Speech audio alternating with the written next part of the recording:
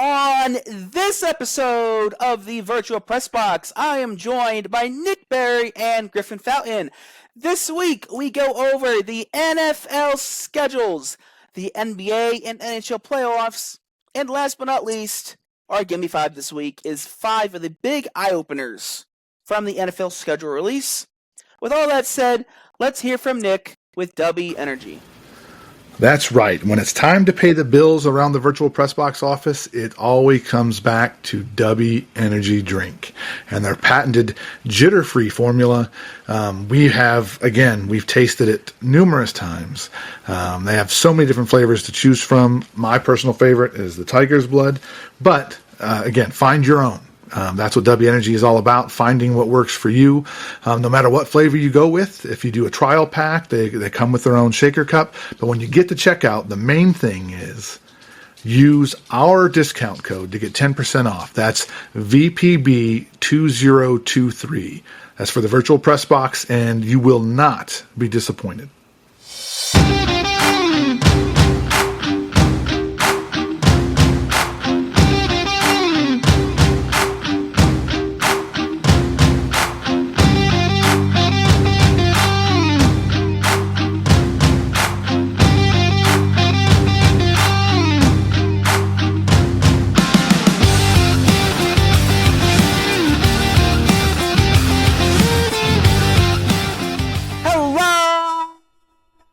And welcome back to the Virtual Press Box.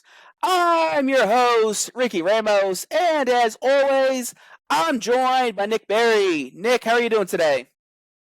I'm doing good. A little torn. Personally, great weekend.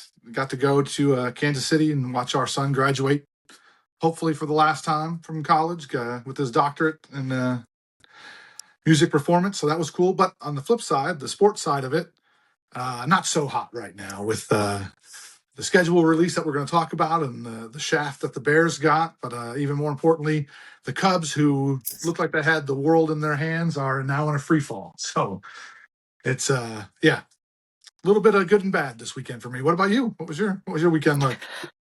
It wasn't bad. You know, the Mets are back. They took the series from the Yankees. I always enjoy that. Touche. But this week, we are joined by Griffin Fountain. Griffin, how are you doing? I'm hanging in there. Could be better for my sports teams, but the Nets fell out of the top 5. We got the number 6 pick. Titans don't have an easy schedule coming up. And Seattle, we're sitting about like we always do, right about 500.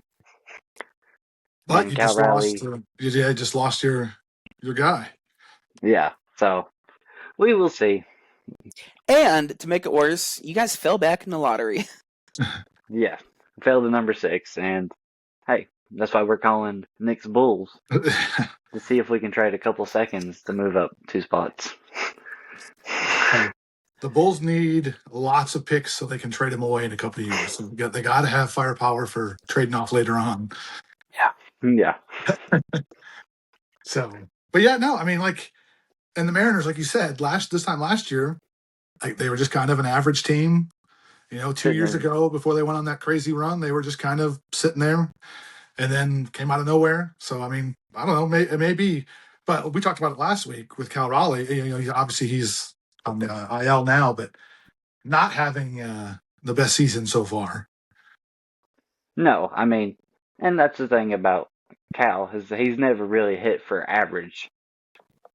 You know, even last year he had 60. I don't remember how many it was exactly. It was had 60. an amazing year. Had 60 home runs, but still, he's only batting .250. Well, this year it's not close. It's in the toilet this year. Yeah, but maybe him being hurt, he gets out, he gets to kind of reset, recharge his mind a little bit and kind of get back on track. Maybe, hopefully. Yeah, had a lot of pressure coming into this year. I mean, this year he's batting 161. Like, not what you want, not what you need to try to compete for another, division championship. But I did want to ask, since we have Griffin on, before we jump into the meat of the show, really, obviously wearing the Titans hat, big Titans fan. You're our resident Titans expert. what do you think about the new uniforms, the new color scheme, the kind of going forward by going backwards kind of deal? I do like them. I do really enjoy our away uniforms, and the new ones aren't really a throwback, but they are kind of. I like how we're building a new identity going into next year, especially with new stadium, new coach this year, and it's kind of the same color scheme as the Oilers, but it's not the same. Right. No, I agree. Actually, agree with you. I like the fact that they have the nod to the history with some of the color. Obviously, using the Oiler blue or the Titan blue, if you want to call it that. But it's a new spin on it, and it kind of goes better with the whole Titan setup. And I don't know, they just everybody kind of wanted them to go to that, so trying to shoehorn in the navy blue and navy blue and navy blue. I kind of like the nod to the Oilers, but keeping it Titan centric. Yeah, and the logo with the flames on it, like this one has. Yeah, I like it, but it's very 2000s ish. yeah. So, And honestly, something you said just a second ago too, new stadium coming. Well, with that, big news for the city of Nashville. Super Bowl, was it 3030 or 2030? I mean, 2030 Super Bowl in Nashville, and I think 2028 or 2029 WrestleMania might be in Nashville too. So Nashville's trying to get a whole slew of things. People are trying to downplay the fact that Nashville is getting a Super Bowl, saying that the stadium's going to be the smallest stadium to get a Super Bowl because it's only going to hold 60,000 people. But like, you got to think like what it's going to do for the city of Nashville. People interviewed the locals in tennis in Nashville, saying, "Hey, what do you think?" And people are like, "Oh, I'm just going to lock my door and stay in the entire time." It's like it's not going to be that as bad as you think. Like, no. Nashville brought in almost 700,000 people just for the draft, just fan-wise, all that stuff. Like, the influx of people coming in and traveling from all around the world now just to see the Super Bowl, it's going to be a whole different thing. And people are saying, oh, they're going to price us out. First off, when was the Super Bowl priced for regular individuals in the first place? So, two things. I'll get to that in a second because a friend of mine is a Titan season ticket holder, has been for a long, long time. Because they're a Titan season ticket holder, you get first dibs on Super Bowl tickets before they go on sale. Yeah. You can buy them right now, actually. Or put your money in. Reserve in. For sitting at the top in the upper bowl of the stadium. Tickets are $3,500 a piece.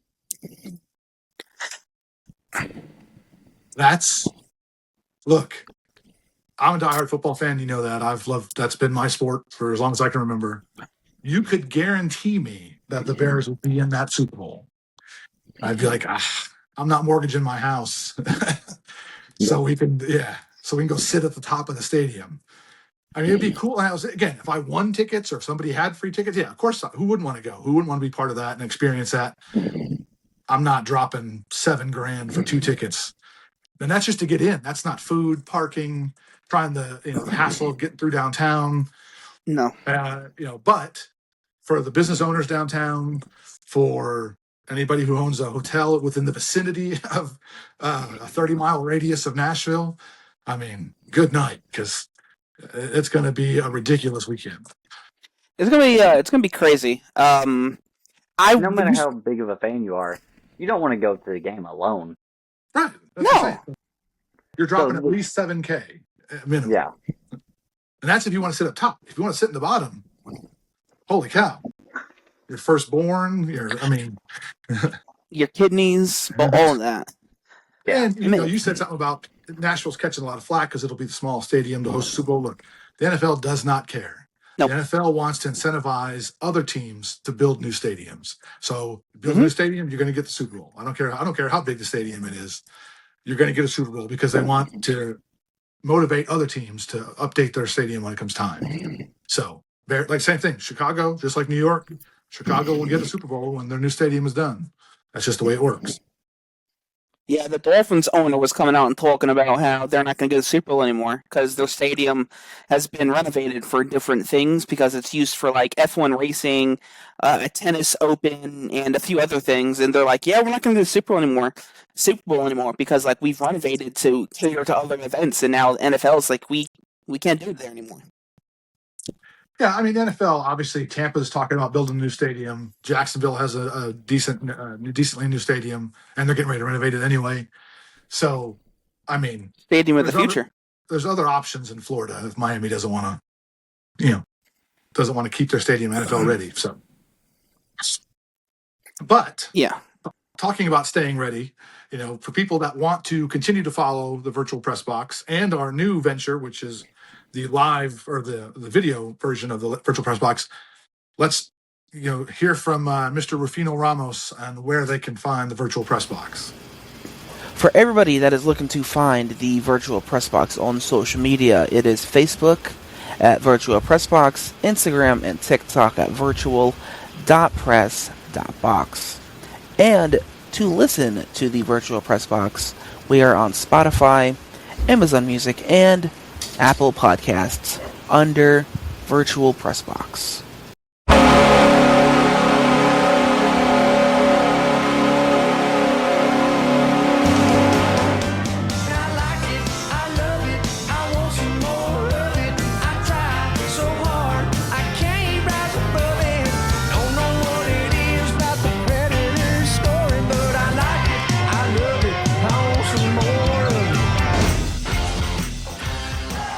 And as much as I hate the fact that this song continues to be part of the show, that stupid horn means it's time for the first segment of this week's episode. And that is the playoff roundup, right? That's what we're going to get to first. Yes, the playoff roundup, and in the NHL is what we're going to go to first. I just wanted to go ahead and say that they've come out and said that viewership in the playoffs is up 76% from last season. Hey, and this just in, Philadelphia is still eliminated. You damn right they are. Also, this just in, Philadelphia in the NBA out of the playoffs as well. They both got swept. I was a happy man. But you don't know how much it warms my heart for that stat, for the not Philadelphia being eliminated. That does too, but the viewership being up, because finally the NHL seems to have figured out, hey, how about we just have our games on watchable channels on a regular basis where people can find them? And guess what? When you have a good product, people will watch it. The NHL has been great for years, but you could never find it on TV unless you were a diehard. And even then, it got tricky sometimes because it would change at the last second, or the viewership, the sponsorship would drop, so they'd have to switch channel. It was just crazy. But now, their partnership with ESPN, with TNT, HBO, they seem to finally have kind of figured out a plan that works. And I mean, the fans have rewarded them for it by watching. So. Oh yeah, for sure. It's great. This year was the first year of me being an actual NHL fan, and I've dove headfirst into it. 11 Preds games I went to this year, and I've told you, Nick, I told you, Griff, like it's a phenomenal experience, and it's such a big deal in some cities when Montreal won against Buffalo. Montreal got on the Richter scale, however you measure earthquakes, they registered a small earthquake in Montreal. Yeah, it's those core cities that are just different. Montreal being one of the founding franchises of the NHL. Hockey, especially in Canada, obviously means a big deal. And let's not forget, Montreal, for people that pay attention to this, is the last Canadian team eligible this year. Canada hasn't won, if you haven't followed, the Stanley Cup in 20-something years. I think 92. Yeah, so a while. So it's, Canada arguably is Canada's sport, although the Olympics would say otherwise this year. But yeah, so it's crazy that a Canadian team has not won. Out of the 4 teams that are left in the playoffs, Montreal is the only one from Canada. So north of the border is not looking too hot as far as their chances. Actually, they're the lowest seed left too. It's all number ones except for Montreal. They're a number 3 seed. That's crazy. Well, what's Vegas? Vegas was a number 1 from their side of the bracket. Remember the way the NHL does it? It's 4 brackets technically, so there's 4 number ones. It's kind of like March Madness, a smaller version of March Madness. It's a little confusing when you say number 1, but yeah, so it's Vegas is the number 1, Colorado is number 1, and Montreal has the unenviable task of playing Carolina.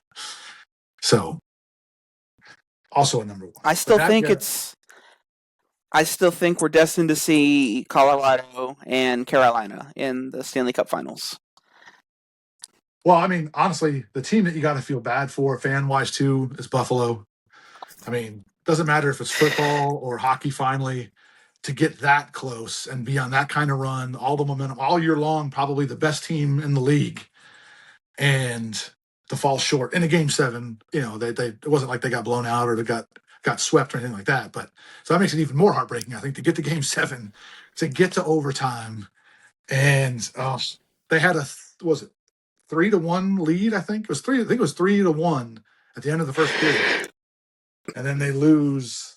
Oh no, I'm sorry, it was 2-0 at the end of the first period. What, 4-3, right? Lost, huh? They lost 4-3 in the last game.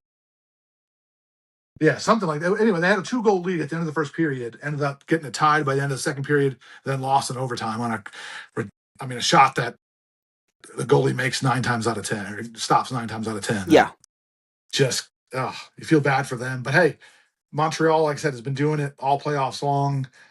Carolina, we already talked about them sweeping the Flyers. They hadn't played in like 2 weeks, it feels like. Game 1 tomorrow against Carolina, Montreal. Game 1 tonight out of the other side of the bracket. Vegas is handling Colorado with 5 minutes left in the third period, 3-1. Did not expect that. Colorado was that other momentum team. Did not seem anybody was going to slow them down until they got to the finals. But Vegas stepped right in and said, "Hold on a second." Yeah, it's crazy. It's Game 1. Colorado hasn't played in a minute. Vegas just played. It's kind of like who's fresher at that point. Well, yeah. Who's hotter, not fresher. Well, more importantly, which goaltender is hotter? That's the thing. So, and Vegas. But now we could talk about the NBA playoffs. It's a crazy playoff right now. James Harden, not looking good for him, and his legacy just got tarnished even more. Right now, James Harden has the most playoff games with a shooting percentage under 35% in NBA history in the playoffs, and he has the most playoff turnovers in history. Yikes. Not what you want. And if you watch that Knicks comeback last night where the Knicks were down by 20 points in the fourth quarter, and they come back and tighten it up, and they go into overtime, James Harden was responsible for 22 points in the fourth quarter. Defending. Wow. Yeah. They just kept attacking Harden in the fourth quarter, and it was bad. It was abysmal. If you go back and watch, it was basically, all right, let's swap on the Harden and we'll just drive the paint. Yeah. Even the coach, Mike Brown, he admitted in the press conference, he's like, that was the game plan. Yeah, he's attack Harden. Yeah, he said, here's what we're going to do. I was coaching for Golden State against the Rockets, and what we would do is we would do a full court press on Harden whenever he would bring the ball up, and he would dribble the ball around, 100 plus times in that game, and by the fourth quarter, he's just gassed. Yeah. So, you guys obviously follow the NBA much more than I do. Somebody like Harden, what is his legacy? Because to me, from an outsider looking at it, somebody who doesn't follow the NBA as closely, he is more to me a Phillip Rivers type, if I had to put it NBA to NFL comparison. Never really won anything of note. That's a good one. Yeah, I like that. Houston Harden was just different, man. You just had to see it. For instance, me and Griffin knew each other in high school, and this was when Houston Harden was at its peak. It was must-watch TV when it was international, when it was an aired game for James Harden, whenever Harden was playing. Well, I mean, like Russell Westbrook is in the same boat for me though. Like stat-wise, like I remember the averaging a triple-double is just still ridiculous. Like, Yeah, especially from the point guard position. right. And But at the end of the day, what has Westbrook done? What's his legacy in the NFL or in the NBA? Triple doubles. I mean, that's it. And they've made it to both him and Harden. They've made it to a couple of conference finals. Whenever they were together back in the day, was it that year? Whenever they made the finals with Harden, KD, and Durant, or Mm-hmm. not Harden, Ibaka.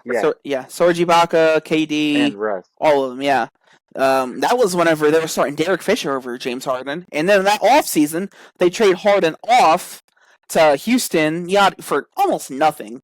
That trade, my God, that's one of the worst trades ever. Not just because of what Harden becomes, but regardless, James Harden's is going to end up being a top 10 scorer all time. Good chance it's like top 8. He still has like a good 3 to 4 years left with how he evolved his game.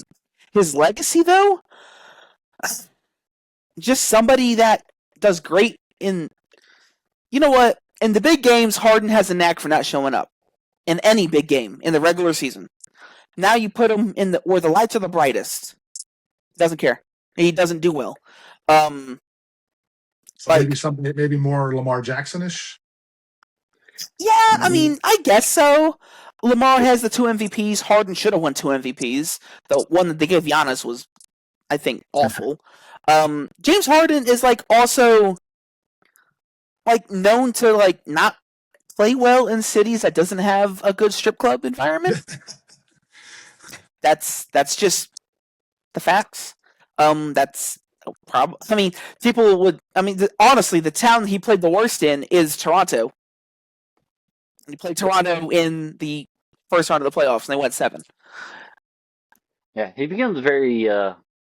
Whenever it becomes an elimination game, he becomes very timid. He becomes a ghost. And does not want to shoot the ball. And just has a bad game. I mean, every game 6 or game 7 of Harden, you can almost count on Harden not showing up. Yes, and if he's facing elimination in any sorts, he's not showing up. You could go ahead and pencil him in for 8 of 22. Yeah, you could pencil him in for 8 of 22 from shooting with 10 turnovers. So that being said, does Cleveland have enough firepower left to make anything of this series? They have Donovan Mitchell. Donovan Mitchell, I think, me and Griffin both think he's one of the better scorers in the league. Me and Griffin were talking about this a few nights ago, actually. We were talking about who's better shooting guard-wise, him or Anthony Edwards. Edwards, we say Edwards because Edwards is 6 years younger.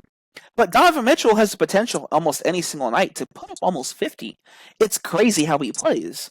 But with Evan Mobley basically stuck at 18 a game, and he's going to get paid a disgusting amount of money, I think, next season, and Jared Allen coming out and saying, the lights were too big for us 3 seasons ago in the playoffs. I don't know what to think for Cleveland. They should have put the Knicks away easily. They were up by 20 points in the fourth quarter. Sure. The Knicks came back. The Knicks have everything on their side right now, and that is momentum. They swept Philadelphia easily. They have it on their side. They had a week off. Everyone's healthy. OG Anunoby got hurt in game 3 or 4 against the Sixers. He's healthy now. They have Madison Square Garden on their side. If you watched anything from fan cams in that arena from last night, it was just ballistic. Yeah, and I will say this. I watched most of that game. And during the first 3 quarters, it was quiet. It was dead silent. I kept up with it for the first quarter, second quarter, third quarter. Turned it on for the full fourth quarter on, and it was just a whole different ball game. You just don't. It's one of those things. Don't let the fans get into it, because if you let the fans get into it, the players get into it. And with the Garden, just no one in New York City are Brooklyn Nets fans. I'm going to be honest. Not a shot at you, Griff, but the idea to move a team from New Jersey to Brooklyn and saying that we're going to take over Brooklyn or take over New York City whenever they first move there, you're shooting yourself in the foot. You're pissing off Knicks fans. Anytime the Knicks have a home game or Knicks are playing in Brooklyn, they basically say it's another home game.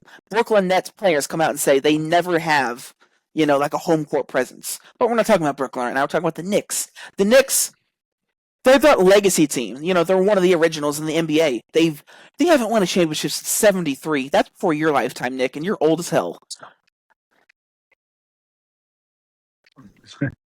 Yeah. I mean, It didn't help they had some chances in the '90s, but there was just a superior team from Well, I mean, even when Jordan didn't play, they went to Game 7 against Hakeem Olajuwon. Patrick Ewing is kind of known to not show up in big moments either. And then in what was it, '99 or 2000, Tim Duncan's rookie year, I think it was, when they played the Spurs, and they lost in, was it 5 or 6? But they didn't have Ewing. Ewing ruptured his Achilles. I think that would have been 98. It wasn't 99. It was 99, yeah, because the Knicks were the first 8 seed to make it to the finals that year. It's crazy though that they hadn't won since '70s. Yeah. When you stop thinking about it, you're like, okay, shit. Because it's the Knicks. You usually think that they should have won somewhere. I mean, hell, the Nets have been there. All these other teams have won at least one, and the Knicks have not. So no.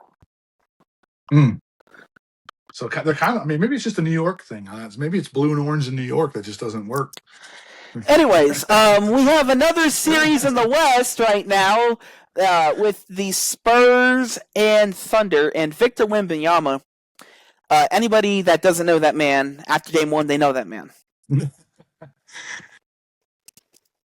No, some people were calling it the last game, especially, was the arrival.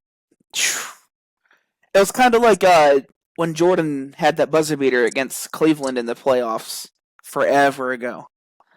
People forget that was the year before they won their first championship, or a couple of years before. That was kind of his. I've arrived in the playoffs. Yes. Actually, I think the Celtics was his first one. But what I'm saying is, for Victor Wembanyama, this might not be the year, but he's definitely putting the NBA on notice. Oh yeah, for sure. And it helps that they had the 4th pick, the 1st pick, and the 2nd pick in a span of 3 years in a row. You could say whatever. You could put on whatever conspiracy hat you want to, but whatever. You suck. Sometimes you get good.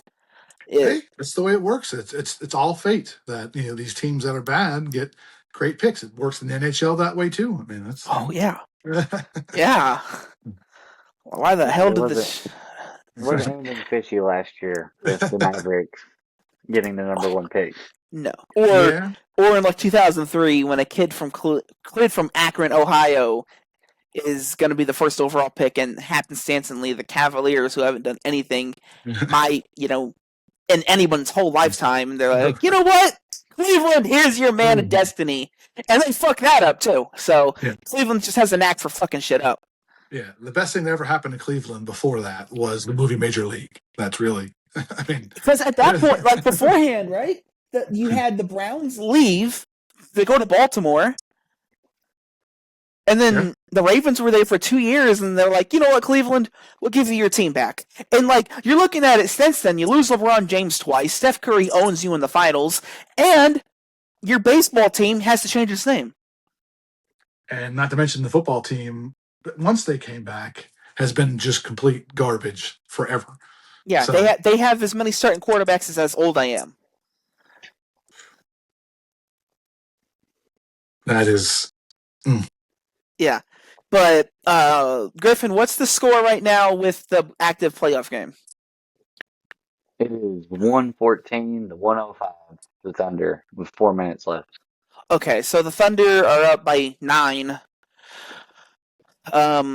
Okay, well, 4 minutes left. Well, San Antonio just hit a 3. All right, Okay. 6. we're in for it now. 6 Do you with 3 think- minutes left.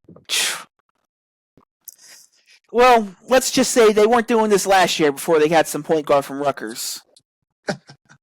I just do want to say that. But I want to say something about the Thunder. The Thunder, I think, have too many guys. They have an issue, something that not many teams have. They have too many good players. That sounds like a real problem. Yeah, and it's affecting them. I can, they just don't. Yeah, you have SGA back like MVP, yada yada yada. You have Caruso, who's getting paid $20-something million. You have Isaiah Hartenstein. You have 2 different Jalen Williams. You have Holmgren. Chet Holmgren. And then, from what I read, the Thunder are looking to trade both of their first-round picks and their second-round pick to get into the top 10 of the draft this year. Okay. That's pick 11, I think pick 17, and pick 34. Now, if anybody is anybody, and I'm getting a phone call from the Oklahoma City area code, I'm not answering it. No. I'm not answering it. And apparently, if they can't, I mean, I just heard a certain podcaster talking about it.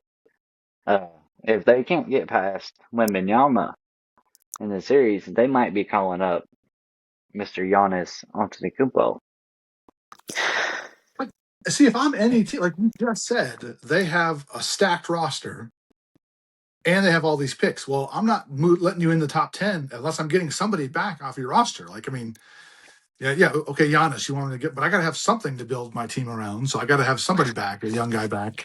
The picks are nice. Don't get me wrong, but picks don't mean anything because who knows if the guy's going to pan out or not. Can I talk about Giannis Antetokounmpo really quick, guys?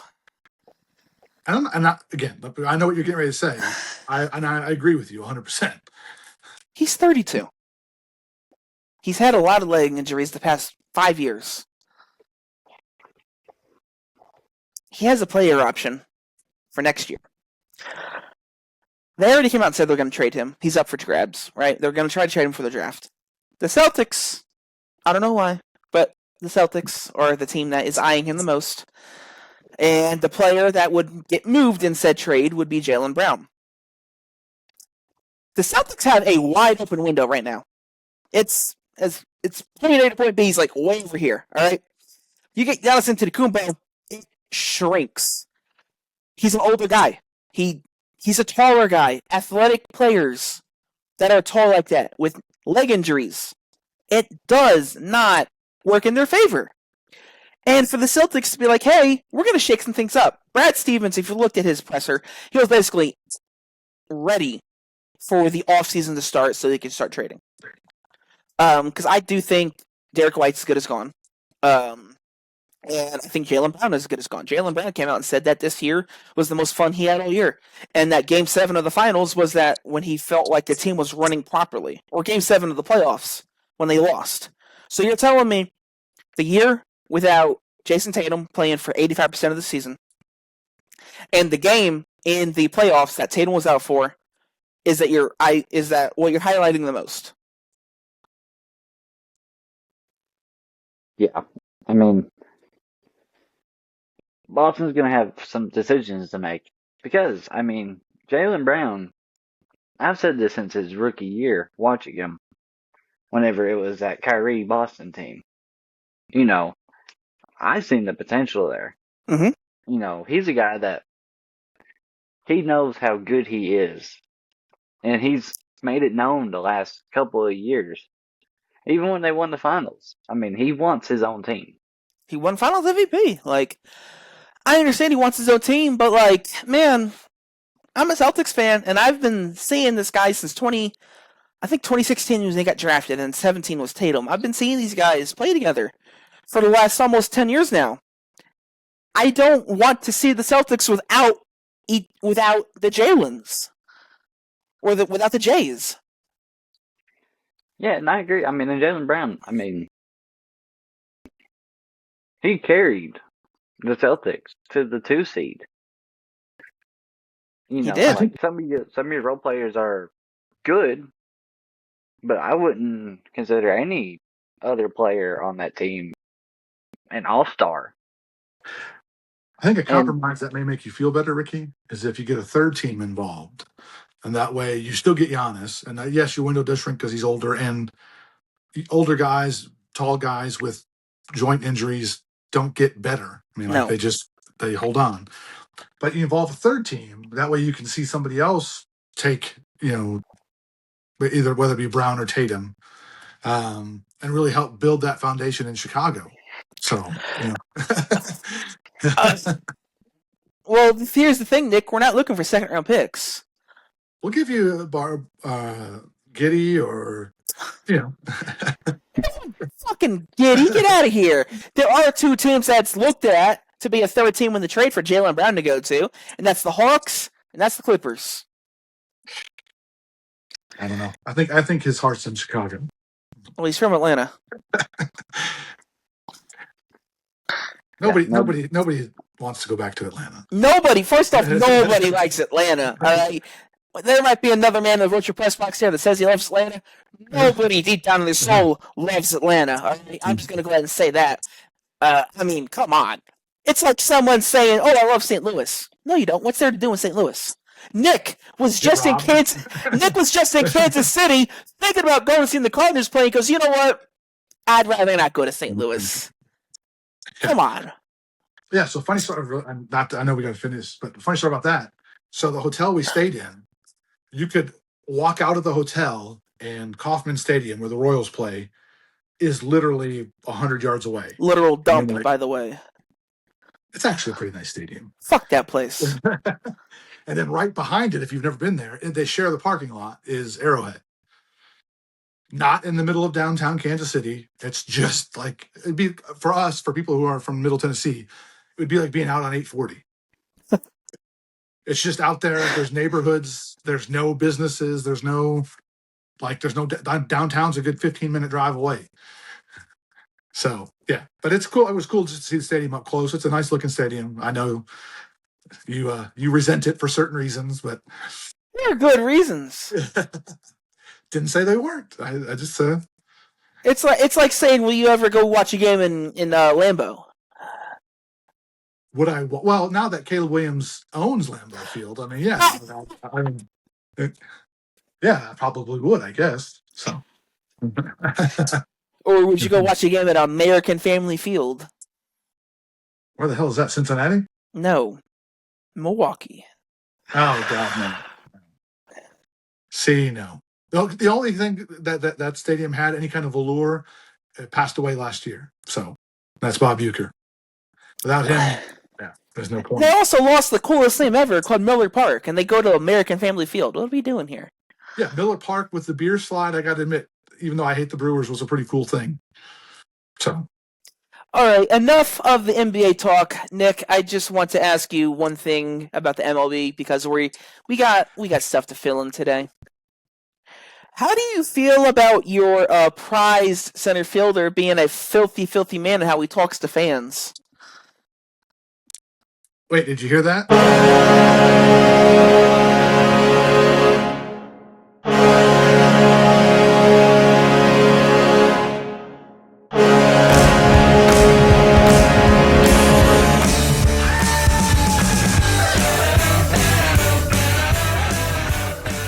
Oh, and the second horn of the night.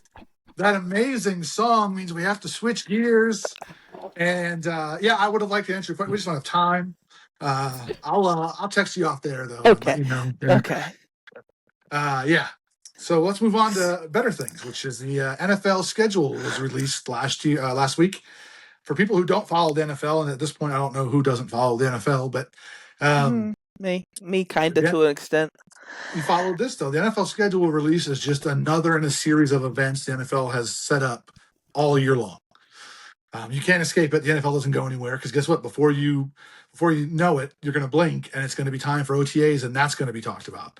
And then it's going to be time for the next wave of free agency. All these veterans that are wanting to hang out and miss summer workouts are going to show up for camps And you're going to have the Debo Samuels start signing, the Bosa's start signing, the Von Millers, Bobby Wagner's, all these guys that want to rest up over the summer. So the NFL, and then just its next step, releases the schedule last week, and just like it has for the last few years, it's a big deal. This time around, though, I think it's a big deal for some of the reasons the NFL didn't count on, and they're not necessarily positive. There was some good things, but overall, the sentiment seems to be the NFL is kind of getting away from itself with the schedule. Yeah, I've never seen so much backlash before with the NFL schedule release like I have this season. It's not. I would say it's not a good look because Roger Goodell could give a fuck less about what the media says about the NFL. Roger Goodell doesn't care about what people say at all. All he sees and hears is dollar signs. He'll hear people complain about having to watch a game on Wednesday and Thursday and Friday and Saturday and Sunday and Monday. You want to know how you can get to Roger Goodell? Not watch the game, not pay attention to it. Because until then, he's just going to do whatever he wants to do. Let's just put that in perspective, though. Remember a few years ago, the whole Colin Kaepernick thing, and then President Trump in his first go-around got involved, and everybody was going to boycott the NFL. Even at the argument's fever pitch, the highest point, the NFL viewership never slowed down. No. Never fell 1 percentage point. It only grew. Yeah, so, it grew. Yeah, you can say you're not going to watch it, to boycott it. It ain't going to happen. Everybody's going to. If you don't watch it, 3 other people will watch it in your place. Yeah, exactly. For the one person that doesn't watch, there's 100 more international fans that's going to watch. And when all, like you said, Goodell hears fans complaining about Wednesday games, Thursday games, Friday games, all he hears is Wednesday games, Thursday games, Friday games. Oh, okay, yeah, we'll do more. That's what you want. Mm-hmm. So yeah, it's almost like, and this is a niche reference, but it's almost like the Eric Bischoff mentality of controversy creates cash. That's exactly what it is. Goodell's thing is the NFL is going to be talked about no matter what.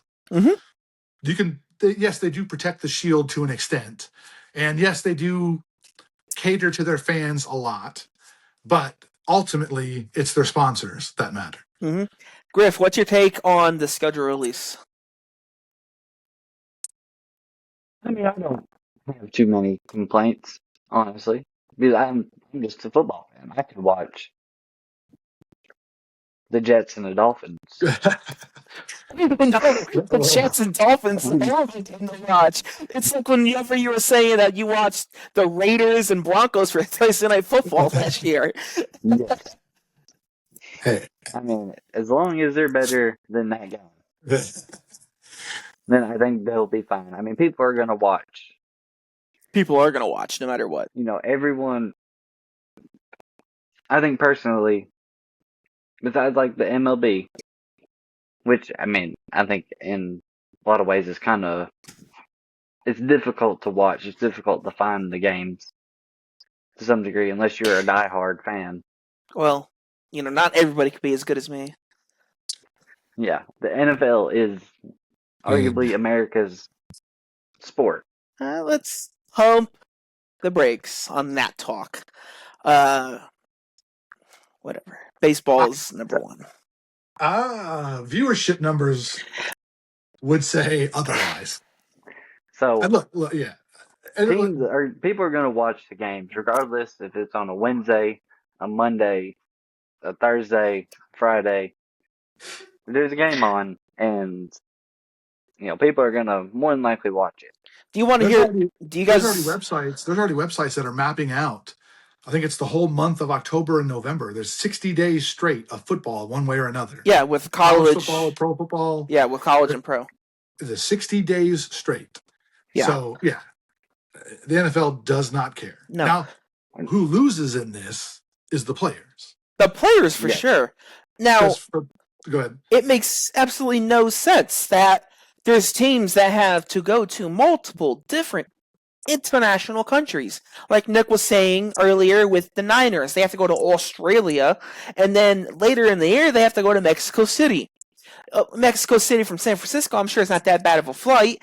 And even for the Vikings, Mexico City from Minnesota, is the same distance almost as it is for them to go to San Francisco, and the Vikings stay in their timeline or time zone.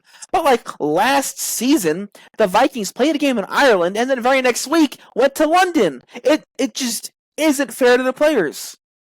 This is the first time. I don't have the full stats in front of me, but this is the first time in NFL history that the level of disadvantage for teams is at its absolute highest as far as the scheduling.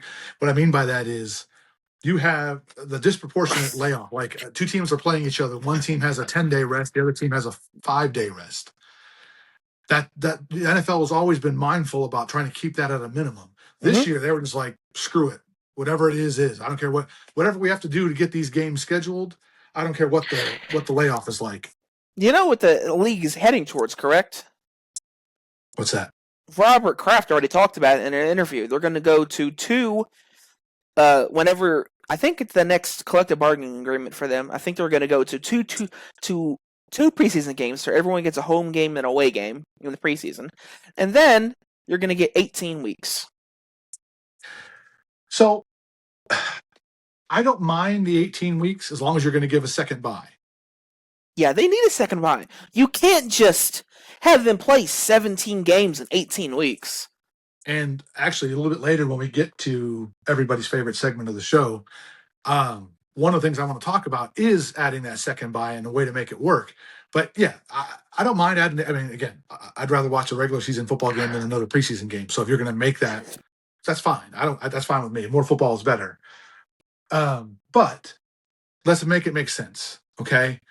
Add the second bye, give these guys a rest, and let's stop doing the bull crap of playing on a Sunday night, then playing again on Thursday, or playing, like you said, Minnesota last year. And I hate the Vikings, but come on, making them go Australia or whatever it was, and then London, Ireland and London. London 2 weeks in a row. I mean, come on.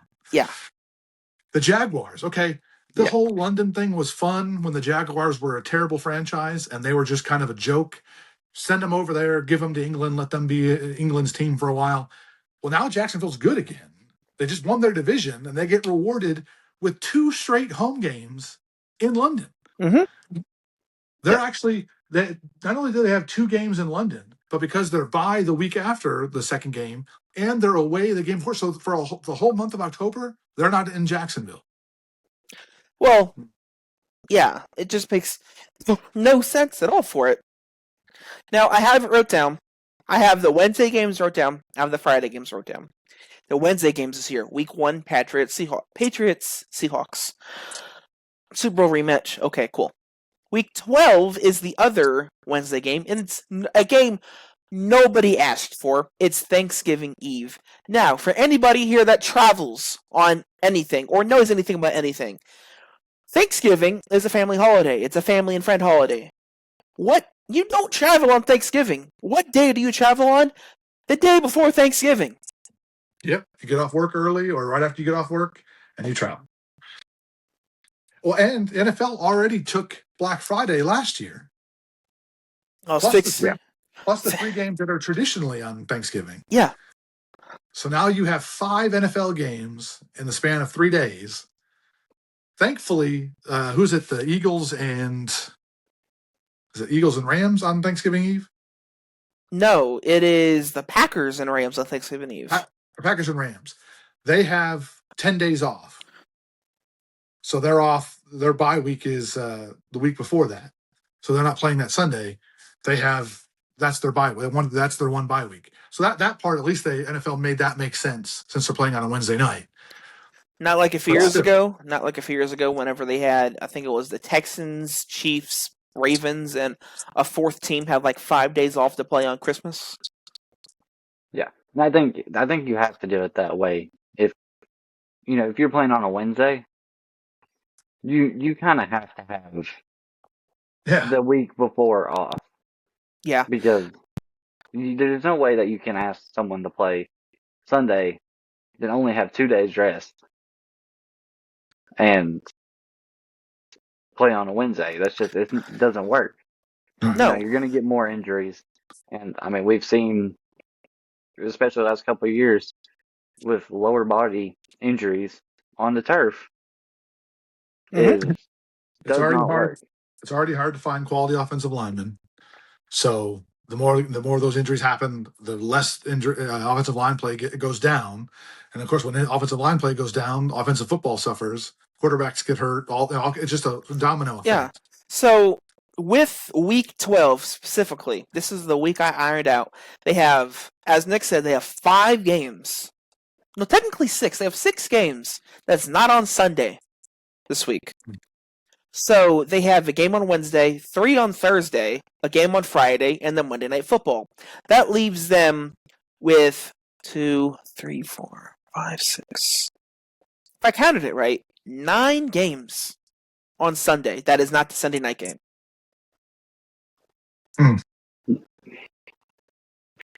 And they're going to put the more marquee teams on those other games: the Thursday night, Wednesday night, Friday, Monday night. Yeah, So here's your Sunday slate. You know what? Here's your Sunday slate, guys. You have Giants, Colts, Titans, Jaguars, Falcons, Vikings, a game that everyone's going to be fucking watching there. You have Ravens, Texans, Raiders, Browns, Saints, Bengals, Jets, Dolphins. Okay, here's the one marquee game.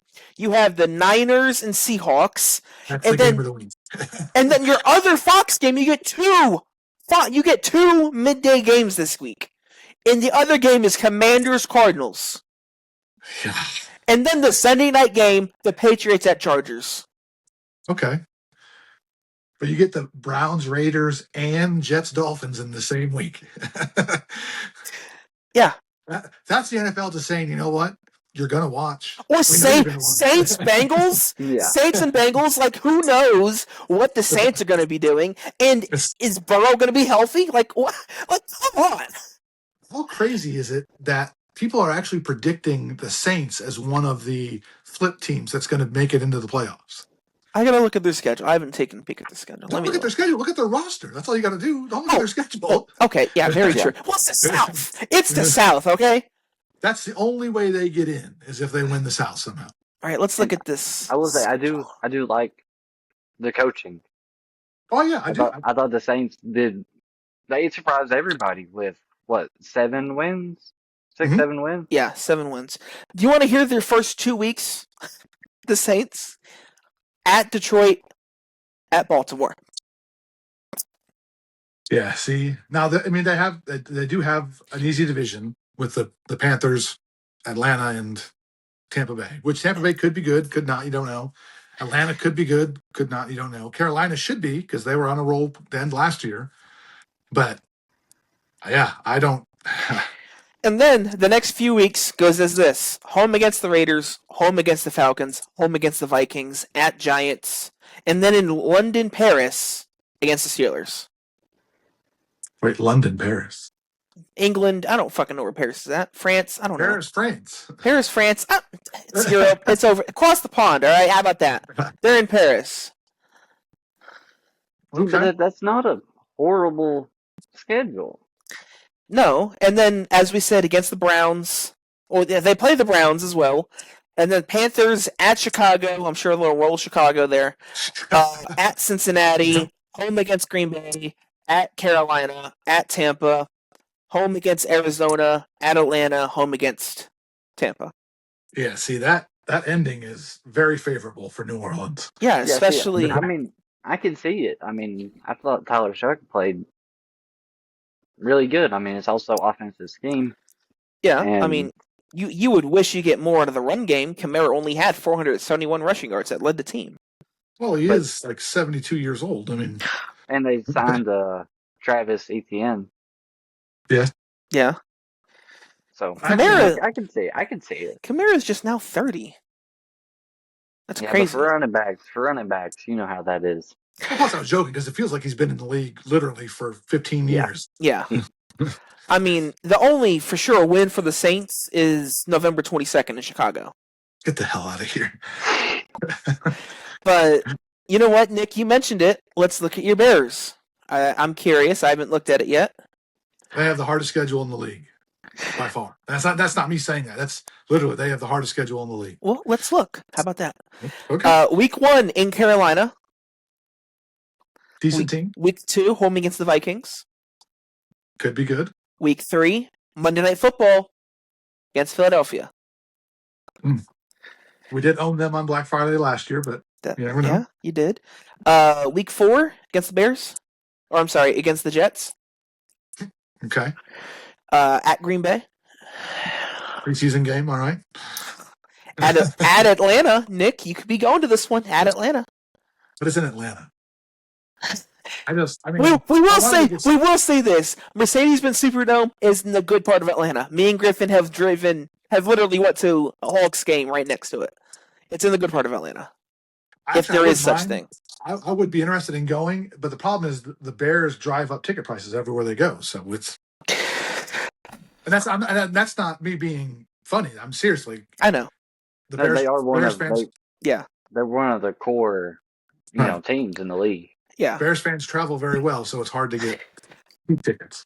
And then on short notice, Thursday Night Football, home against the Patriots. Rematch of Super Bowl 20, 46-10. There you go.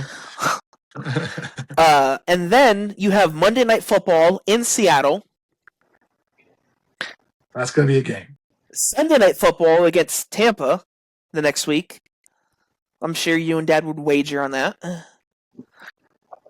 They have their bye. I don't know what week this is because ESPN doesn't tell me. Going to 11-22, you're losing against the Saints. Thursday Night Football against the Lions. And then home against the Jaguars at the Dolphins. Thursday Night Football. That's Thanksgiving. Noon, Thanksgiving. Yes, okay, Thanksgiving. And then you are home against the Jaguars at Miami, at Buffalo, Sunday Night Football. Saturday Night Football on CBS. And then you have the Black Friday game. No, the Christmas Day game on Netflix. Against Green Bay. Home against Detroit. Home against Detroit. And then at Minnesota to end the season. Yeah, the Bears they play at Detroit on Thanksgiving at noon, and then they play Christmas hosting Green Bay. Yeah. Now, I will say this. I don't know how about you guys feel about this. Christmas is a sacred day for many things, family, all that stuff. But for me, that's a full day of basketball. No. I get it. That's the official start. That's the unofficial start of the NBA season. Yeah. I get it. And it has been for years. The NFL does not care. Roger Goodell said, Netflix, how much do you want to pay me for 2 games? And the way you can see that is they put Green Bay in Chicago. Mm-hmm. People are going to watch. They don't. The other 2 games that are on for Christmas, Buffalo and Denver, and Rams and Seattle. All diehard fan bases. Yep. Well, Rams is a little. Yeah, about to say more so less of the Rams. NFL just wanted a team in Los Angeles, so they got 2 of them, and they didn't care about fan bases. But it's also Stafford's, farewell tour essentially. So you don't know. Speaking of farewell tours, Nick, I'm sure January 3rd you'll be lighting a candle or 2, pouring one out for Mr. Aaron Rodgers. Get the hell out of here. In potentially his last game ever in your backyard. You just got to think. It would be cool to go to that game. For people who don't know, that's at Nissan Stadium. The current Nissan Stadium, which the final game, January 3rd, Titans host the Steelers. It just coincides with 2 franchises that hate each other and have a long history together. I hate that it's tarnished by Aaron Rodgers being a part of it. Because that'd be a cool thing to be at, to close that stadium. I was the first season that stadium was open was the first Titans game I ever went to. They hosted Atlanta on their Super Bowl run. They destroyed Atlanta. But we had tickets. My cousin, who lives up in Chicago at the time, was a huge Michael Vick fan. Michael Vick was out. Actually, Kurt Kittner, who was an Illinois quarterback, was the quarterback for Atlanta that day. So even more of a scrub. Anyway, but getting to watch that Titans team on their way to the Super Bowl, which at the time, obviously, we just knew they were really good. We didn't know they were on the way to the Super Bowl. But it'd be kind of cool to bookend that, to be there the first season and then be there the last season. That'd be kind of cool. And hopefully to watch them bury Aaron Rodgers in his little sweat letter, whatever the hell he's going to be in. His yurt. Yeah, I'm sure. By any means, I'm sure I'm gonna make sure to, if we do go to that game, to give you a Green Bay Aaron Rodgers jersey for that game, so you could go to sleep wearing it, knowing that you're finally in safe hands. So I get arrested for public urination when I piss on it in the middle of downtown Nashville.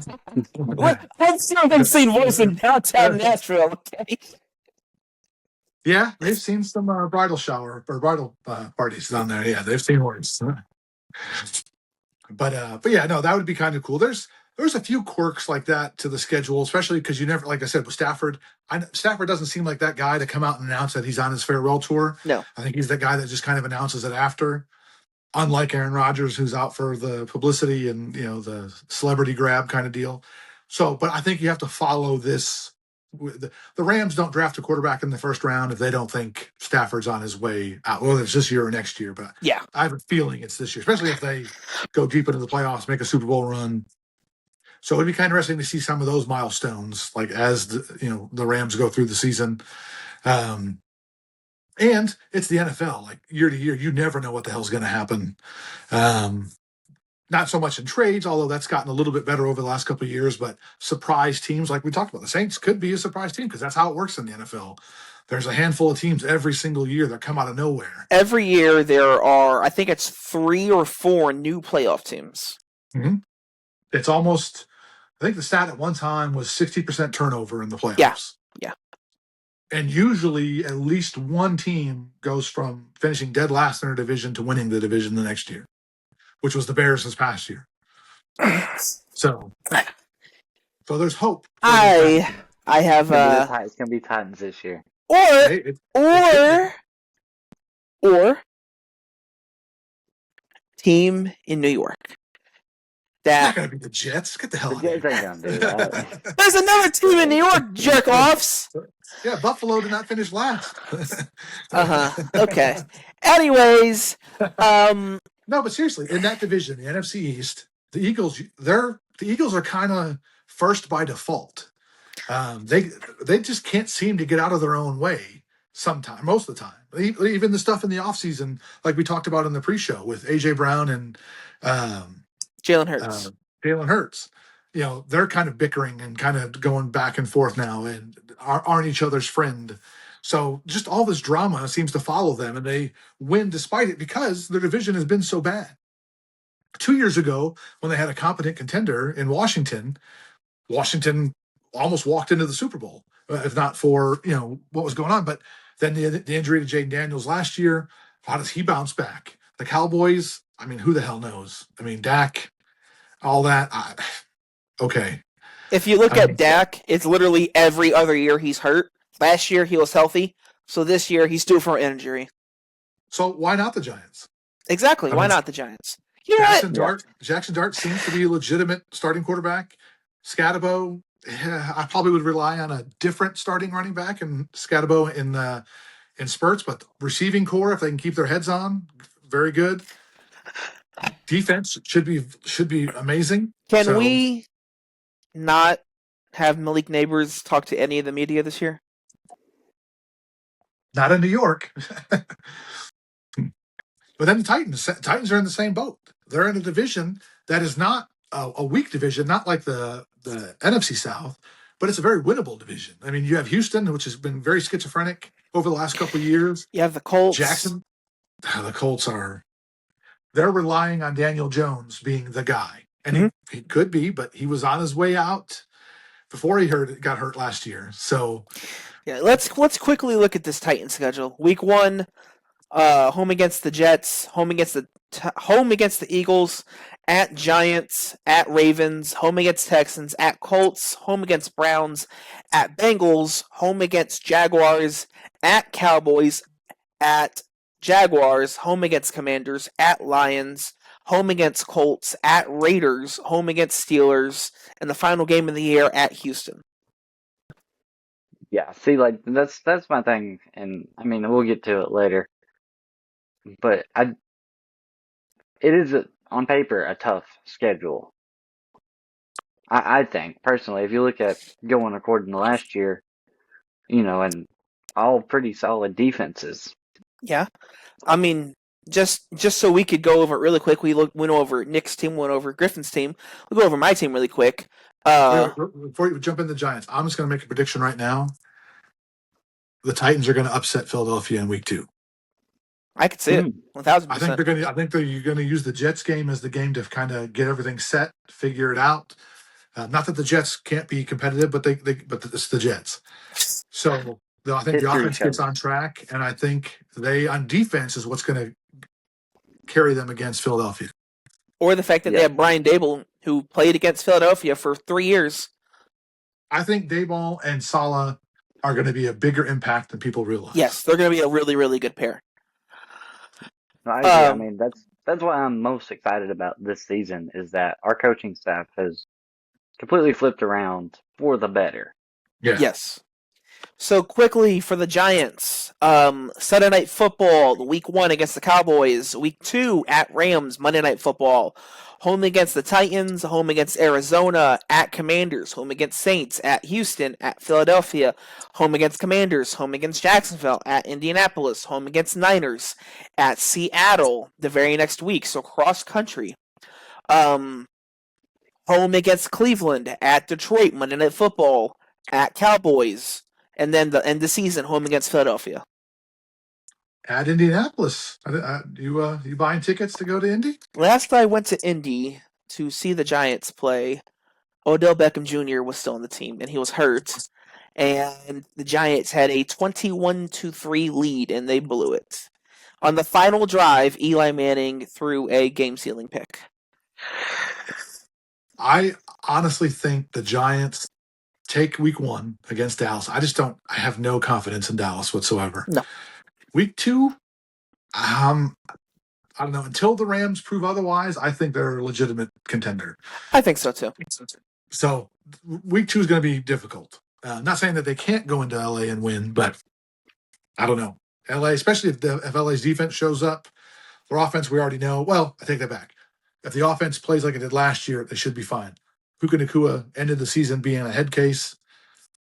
Who knows how he recovers, how he bounces back, but all things on paper say it's going to be a difficult week 2. But I think week 1 they get the W in Dallas or over Dallas. Hey man, I'd love to beat Dallas. We haven't beat Dallas in forever.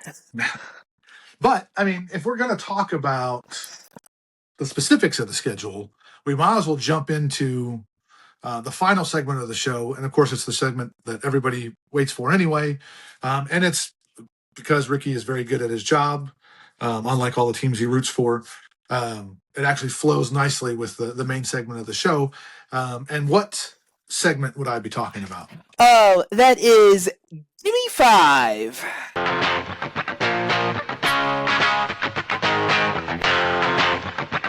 Self-high five.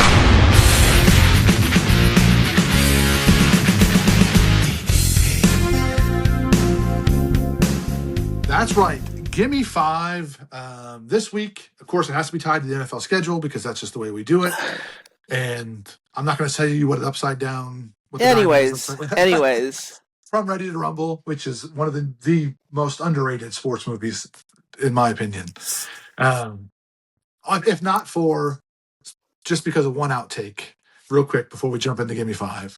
There's one outtake where the main character, played by Oliver Platt, is in a gas station fight with Randy Macho Man Savage, and accidentally he's supposed to punch Savage and accidentally punches him for real. And the outtake is him punching him. He's like, "Oh shit, Randy, I'm so sorry." And it's funny because if you knew anything about Randy Savage, you never know how he's gonna he just laughs it off. But he could have very easily killed him. Yeah. So Gimme 5 tied to the NFL schedule release from last week. And what are the specifics of Gimme 5 for this week? 5 of the biggest eye-openers from the NFL schedule. Okay, and because there's a third man in the booth this week, he gets to go first. Griffin, the floor is yours. I'm just going to start. For 2 reasons. It's also the division is very tough, and the rest of the games are not cakewalks. The Cardinals do not have an easy road ahead of them this season. Yeah, I think the NFL inadvertently decided it's not your year, Arizona. No, Yeah. not at all. It doesn't look good for Arizona.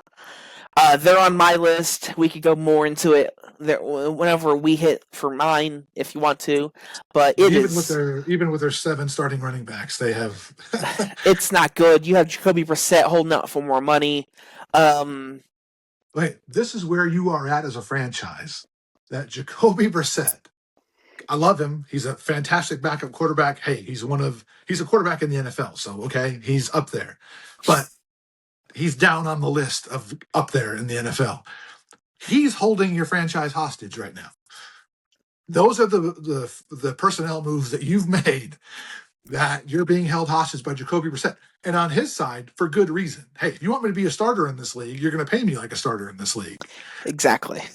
You can pay me as the 32nd starter in this league. That's fine. But you're going to pay me as a starter. Mm-hmm. That's why they drafted Carson Beck in the third. And they also have Gardner Minshew. Now, hey, there's no Gardner Minshew hate on this show. He's the real deal from Washington State. So he's, I think he's going to end up starting just because why not? I mean, I think they're going to eventually move their way to Beck. They want to see what Beck has because we know Brissett's not the future for Arizona. Even Minshew's not the future for Arizona. You know, Beck is, they hope could be, but we'll see. All right, Ricky, number 5 for you. The NFL does not care about their fans. Well, they care about the fans' wallet. They don't care about. They care about the dollar bills that they receive. More games across the week means the less Sunday games you get. With the less Sunday games you get, that means one specific NFL thing gets watered down / ruined. That is NFL Red Zone or Sunday Ticket. Yeah. Well, both, actually. Well, yeah, both. Because Red Zone doesn't do anything on non-Sunday games. Right. And, you know, Sunday... They don't do anything on Sunday day games. They don't do Sunday night. They don't do... They do afternoon. They do afternoon Red Zone. Well, no, they do the 12 o'clock and 3 o'clock Central Time games. They don't do Sunday night, and they don't do if there's an international game. No. But yeah, with the more games during the week, that's killing what CBS has and what Fox has. And who are they to say anything? Because if they were to speak up, they're like, hey, what about us? NFL's like, you want to fucking air games? We can take it away from you. Yeah, we have no problem going to the next highest bidder. Yeah, well, okay, yeah, we have no issue going to whatever streamer that will air it. Who cares? NFL doesn't care where the games are at. The NFL, I won't be surprised in 2 years from now, they play a game in Saudi Arabia because they get the most money thrown at them. Hey, WWE says amen to that. Yeah. WWE and UFC say, you know what? They can line our pockets. And Roger Goodell is looking at them and saying, they're giving you how much money for WrestleMania? Oh, there's a reason why WrestleMania got moved out of Nashville. Because Saudi Arabia said, hey, we'll pay you whatever, double, triple, whatever. You name the price. I think it was $50 million. Yeah. And Nashville was like, we'll wait a year. Yeah.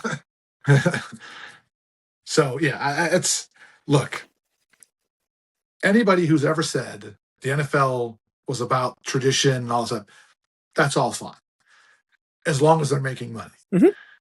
And as for somebody who just got done watching UFL games this past weekend, like I do every weekend because I'm a football junkie, I'm the last person to talk to about what the NFL should do for money because I'm going to watch the NFL no matter what.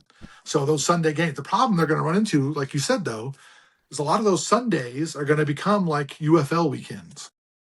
Where you're watching, all right, well, it's the Buccaneers and the Falcons. Okay, well, if you're not a Buccaneers or a Falcons fan, you're just watching regular football. Like, it's not a, you know.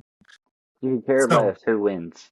Right, but it's just because it's on, because that's what you do. It's on noon on a Sunday is you watch football. So, yeah, you know, I feel for it because, yes, theoretically, there's more exposure for the NFL, but that's if you're willing to pay for those services. So yeah, I don't know. Sometimes I think the NFL gets a little too big for itself. Yes. But as long as they're making money hand over fist, they ain't going to slow down anytime soon. No. When viewership on Thanksgiving is more than the Super Bowl? Well, look, the worst NFL game is the best game in any other sport as far as ratings. Mhm. So They could air the Dolphins and Browns on like 3 a.m. in Miami as the Miami Nightlife Special game or whatever on like Monday. And they're still going to average over 2 million people watching. we talked about it earlier. There's 1 week in the NFL, I think it's week 12, like you said, where it's the Raiders and Browns Yeah. and the Jets Dolphins. Yes. That's 2 games on the Sunday slate. Mhm. There's only like 7 games on the Sunday slate, I think, that week. Or 8 games, I think you said. It's like, I think it's 9. Okay, but 2 of those are those 2 games. And you also get the Commanders and Cardinals. Well, that's a throwback to the old NFC East before the realignment Stop it. when the Phoenix Cardinals were part of the NFC East with the Yeah. Dallas Cowboys. Yeah. So, that's nostalgia. That's like when the Tampa Bay Buccaneers were part of the NFC Central with the Bears and Packers, Lions, and Vikings. Because that made complete sense. Yeah, we could do one complete episode of the Virtual Press Box talking about sports alignment. And, just very quickly, can the NFL just get off that for a second? Now that they have all these channels, now that you televise every game everywhere, you can realign to where it makes sense geographically. Why are the okay? Colts in the South? Why are the Cowboys in the East? I mean, But come on. that's very true. I didn't even think about that. I think the only division that is aligned perfectly is the NFC South. The 2 Wests are good. Yeah, the NFC West. The Chiefs West? Well, I mean, You were if you look at just the AFC there, Nick. Well, if you look at the AFC teams, though, I think they're further west than Houston. So that would be the only other one that could be further Okay, west. fair enough. So you kind of have to have somebody.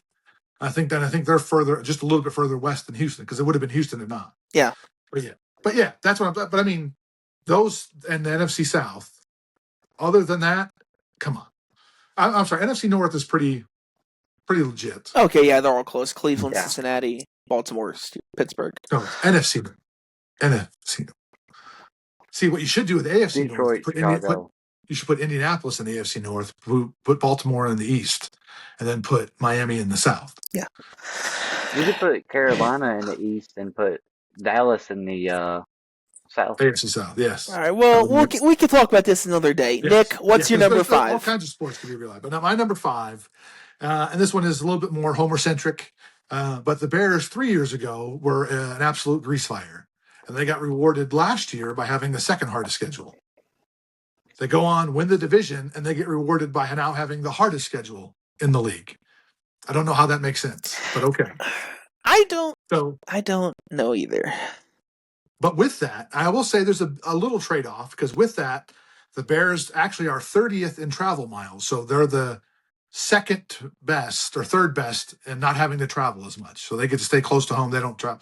So that's like a bit of a caveat. And also, they are the only team that plays no teams coming off a bye this year. So that actually works in their favor. Catering to Chicago. But they also play in arguably the hardest division. I mean, let's talk about that. Even Can we talk about how the Vikings are, being held back by an awful QB play? Dan Campbell might get fired after this year. Come on. All 4 teams were over 500 last year. Stop it. The worst team in the league worst team in the division was Detroit. And that was when did the everybody's. Vikings win? They went 9-8. They won 1 more game than Detroit. Actually, I think they were tied record-wise. Yeah. But Minnesota had the tiebreaker because they were both over 500. All right. So, yeah. I'm not saying it was amazing football. I'm just saying they were all over 500. All right, Griffin. Number 4 for you.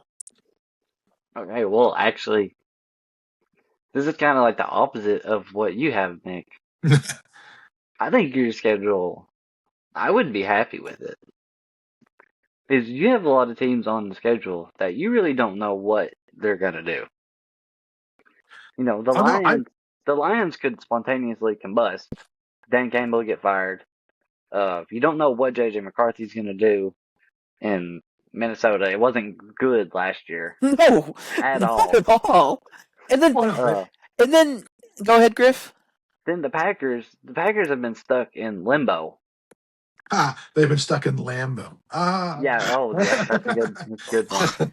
They've been just the middle of the road team. I've been waiting for the Packers to get over the hump, but it don't seem like anything that they do is going to get them over the hump. No, the For- Packers can't buy a healthy receiver.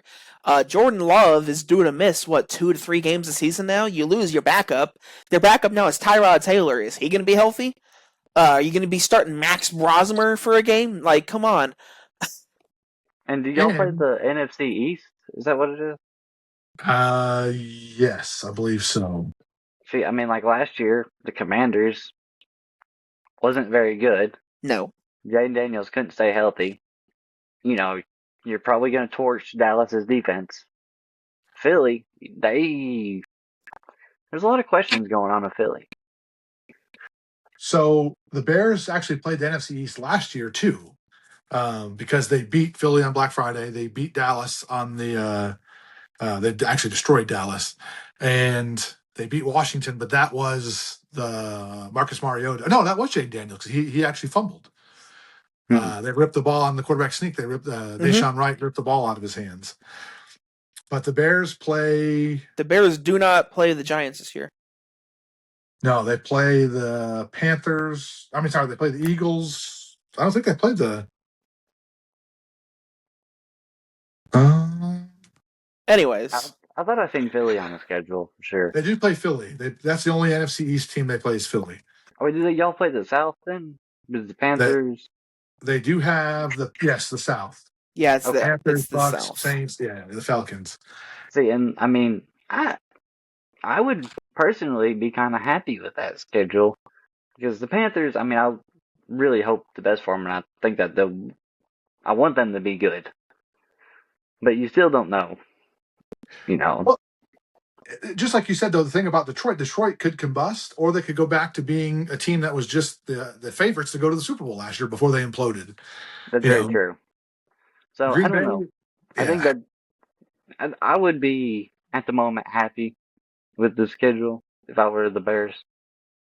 Yeah, the Bears have the NFC or the AFC East and the NFC South, except they don't play Buffalo. Or do they play Buffalo? I Yes, think they you do. do. They do play Buffalo. Yeah, so they play the AFC East and NFC South. So I'll take the NFC South. Not thrilled about the AFC East, but I we'll see. mean, you got 2 free wins with Miami and the Jets. True. And the Patriots, again, a team that wasn't tested last year. We'll see what they come up with this year. And, you know, a lot of coaching troubles in New England this offseason. So Yeah. who knows how New England's going to do this year. You just find your best sports reporter from Chicago and send them to the New England hotel. Yeah, you're finest. All right. But- Number 4 Number for 4? me. Number 4 for me. Yeah. I don't think this is a big eye opener. It's going to be obvious if the management has a brain. Aaron Glenn is fired in October. I don't see if Aaron Glenn is still coaching a team by Thanksgiving, then I don't know what the Jets are doing. That's my number 4. So they got, let's see. They open with the Titans, Packers, Lions. That's their first 3 games. I conceivably see them 0-3 right off the bat. Yes. And if you're the Jets fan base, you go from that, then you go to Chicago, you host Cleveland, which, okay, I'll give you can beat one of Cleveland's 5 starting quarterbacks.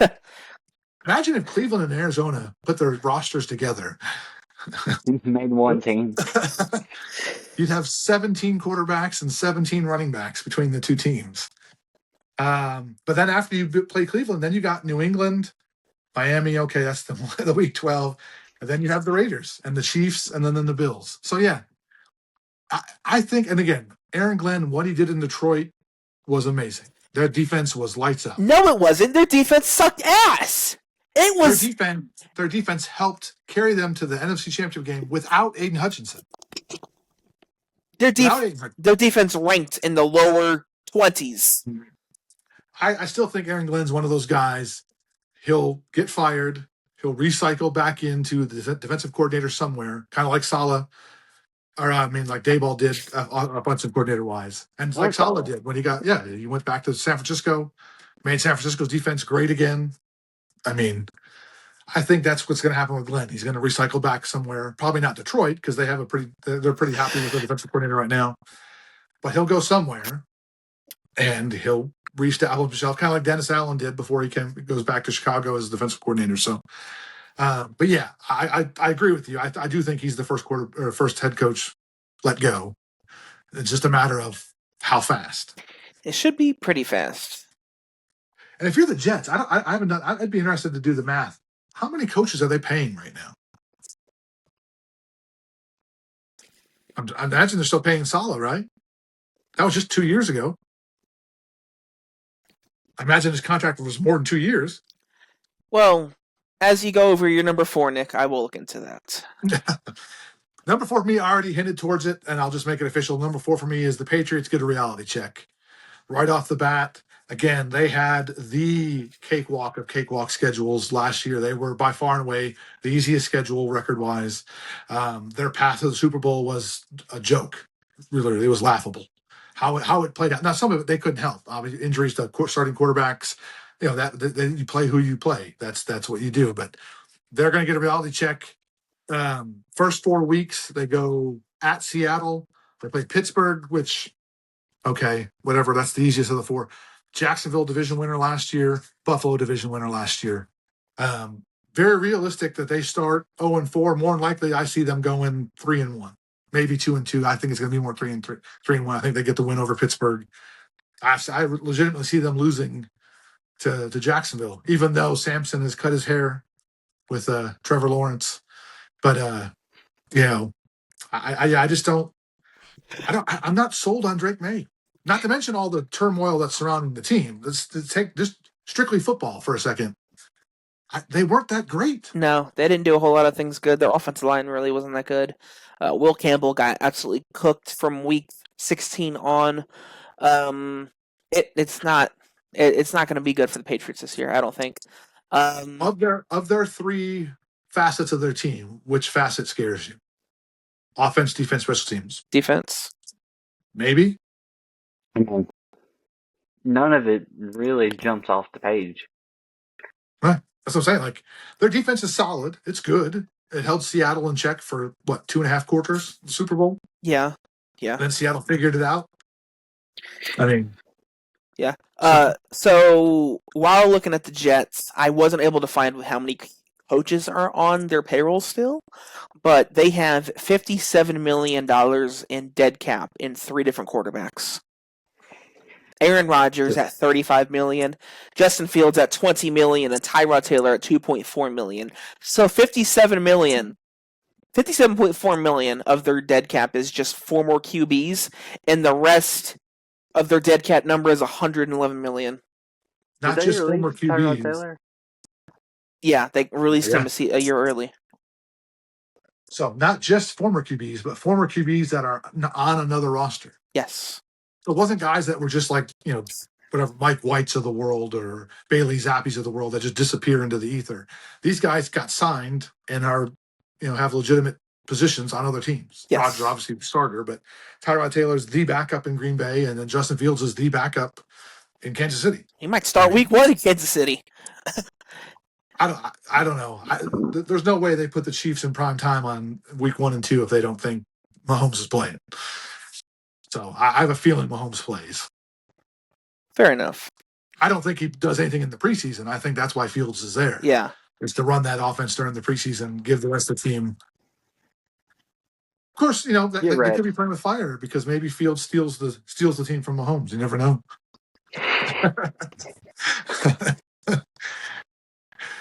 All right, so we are at number 4 for me, or number 3 for Griffin. Yes.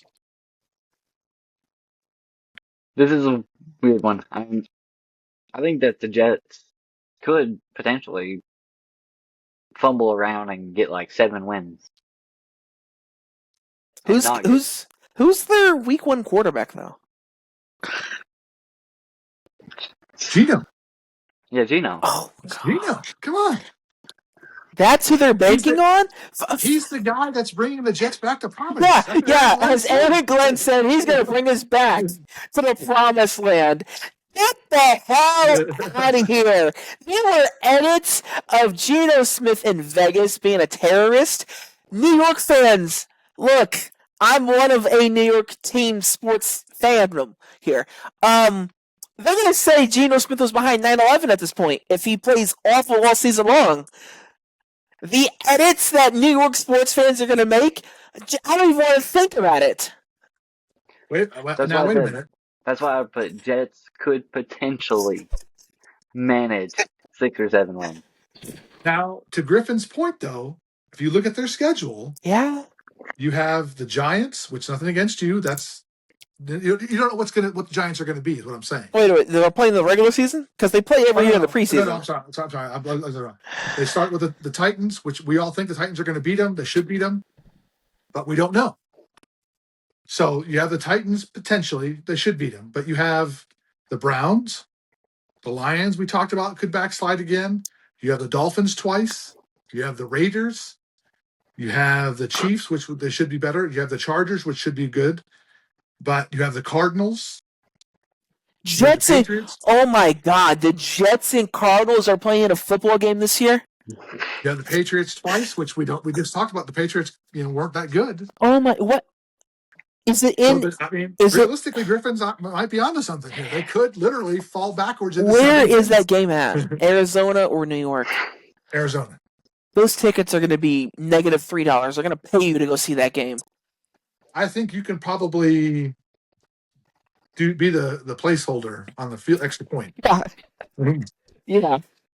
Because it's in Arizona, it's a 3:00 window game. So, God, that game's going to air exclusively on Pluto TV. But because of the way their schedule's set up, they could get to 7 wins. Like that's not actually. No, this And Aaron Glenn is safe. No, he's not. Geno Smith is not going to save this man's job. Jeez. This kind of would go into my number 1. The Cardinals will be the team to pick first overall in the 2027 draft. Okay, that's that your number 3. Yes, that's my number 3. Cardinals will pick number. Okay. Yeah. So yeah, I mean, come on. What? Again, they have Marvin Harrison who shows up occasionally. They have the tight end Perry McBride. McBride, who's literally an all-world tight end, but nobody cares. No, nobody cares. You have James Conner, who they signed an extension to. You bring in Tyler Algier to start because because he said he was going to start, and then you draft Jeremiah Love. So you have 3 starting running backs. Yes. Which means somebody's going to get left out. James Conner. Jeremiah Love is the highest paid running back in the league. Absolutely nuts. Absolutely I just want to be a fly. You know what? And no defense whatsoever. No defense whatsoever. I think you still. Buda Baker. Do they still have the corpse of Calais Campbell? Yes, you also have Buda Baker, and you have Sweat from Philadelphia, who already wants out. He's been there for a year, and he's like, "This was a mistake. I will give you the money back. Please, just send me." I just want to know who was in that war room in Arizona, and they go, you know what? We have James Conner, who could be good when healthy. We have Tyler Algier, who had a really, really good, who's played phenomenal. He'd be a really, really good running back in the league if they didn't draft Bijan Robinson. And they go, you know what? Pick 3, Jeremiah Love. Well, speaking of which, I don't know, but was it the front office? Did they move from Atlanta to Arizona? Because it's the same thing. It's like, hey, we just signed Kirk Cousins to a $100 million deal. Let's draft Michael Penix at 8. And that's Bijan Robinson and Tyler Algier. Makes complete sense. Well, they had Algier. He was like a third-round pick that played phenomenal. And then I think the very next season, they drafted Bijan. Right. That's what I mean. Like that's one of the beautiful things about the NFL draft. These are the smartest football minds in the world. And every year somebody does something, you go, what in the hell? Like, look, I get my GM experience doesn't go past Madden, but come on. There are or fantasy football, but there are certain times when you just go, okay, look. Yeah. I don't know what the hell they're doing. Yeah, But when you have around somebody in that room didn't go, $70 million in running backs. yeah, somebody didn't go, hey guys, we have 2 starting running backs. The one position we don't need, absolutely not, is running back. Maybe tight end. Any other position, you can pick whoever you want. And there was tons of it left. Pick 4. You have literally the draft is wide open. Yeah. You're like, you know what? We're gonna go running back. Oh my God. All right, Nick. But sadly, that front office in your scenario is going to be picking number 1. Yeah. So whoever the top running back is, get ready. Yeah. They're going to draft a top safety, and Buda Baker's be like, what the hell, guys? Yeah. They're going to be like, Arch Manning, no thank you. No, thank you. We have Gardner Minshew. It's going to be like that freaking Colin Cowherd meme. LeBron James, you're good. We got Ben Simmons. Ben Simmons is here. All right, Nick, number 3 for you. Number 3 for me, and this, to me, is where the NFL starts to get a little disgusting. You have 5 teams with no primetime games. No, not. We just talked about there's 2 Wednesday games, there's Friday games, there's Saturday games, there's Monday night game every week, there's a Sunday night game every week, there's a Thursday night game every week. There's 3 games on Thanksgiving, 3 games on Christmas Day, and there's still 5 of the 32 teams that couldn't get one of those primetime slots. 2 of those, okay, I'll admit the Jets maybe don't deserve it. Arizona probably doesn't deserve it. I get it. Okay? Put Arizona and put the Jets prime time. But here's the other 3 teams. Tennessee Titans, for the second year in a row, don't have a primetime game. Had the number 1 pick last year, who had a very good rookie season, is positioned to have a great sophomore season. On top of that, this year's number 1 pick, the Las Vegas Raiders, Mendoza, coming off of a national championship, a Heisman Trophy, all the hype in the world, you couldn't find him a Thursday night game to be on? Even if it's against the Broncos or somebody like that, you couldn't find a Thursday night game to showcase him? And then the last team, which I know they're not going to have a good year because of what happened, they blew up the team, but it's one of the cornerstone franchises of the NFL, and that's the Miami Dolphins. So look, the NFL, up to this point, has never been questioned for how they set up their schedule. For me, as a fan, you have all of these primetime games now on all these different channels. There's no reason that every single NFL team shouldn't have at least 1 primetime game. Throw a bone to every fan base at least once throughout the year. Mm-hmm. I don't care if it's a meaningless Thursday night game again, you want to put the Jets and Cardinals, really test your fan base because they'll watch it. I promise you, if that was a Thursday night game, they would watch it. They'll watch it, all right. It's going to get some viewers. Memes will be made. If I'm a 10-year-old kid in Arizona, I want to be able to stay up late with my dad, with my brother, whatever, and watch the Cardinals play and be late going to school tomorrow or not go to school tomorrow because I stayed up late watching the Cardinals game or the Jets game or whatever you're a fan of. You should be able to do that at least once a year. Again, if it's a throwaway Thursday game, Monday game, whatever it is, the NFL needs to figure out a way to make that happen. It's crazy that they've spread it out so much and you still leave 5 fan bases out. Mm-hmm. So, Griffin, number 2 for you. Well, number 2, I do like that the first game. I mean, I kind of have mixed feelings about it. But the first game of the new season is the Super Bowl rematch on the Wednesday of the Patriots and Seahawks. Wednesday. Yeah. Sweet. Wednesday. But to Griffin's point, I do like that. I like the fact that it's a rematch. If I would prefer that you separated the AFC and NFC and kept it only Super Bowl.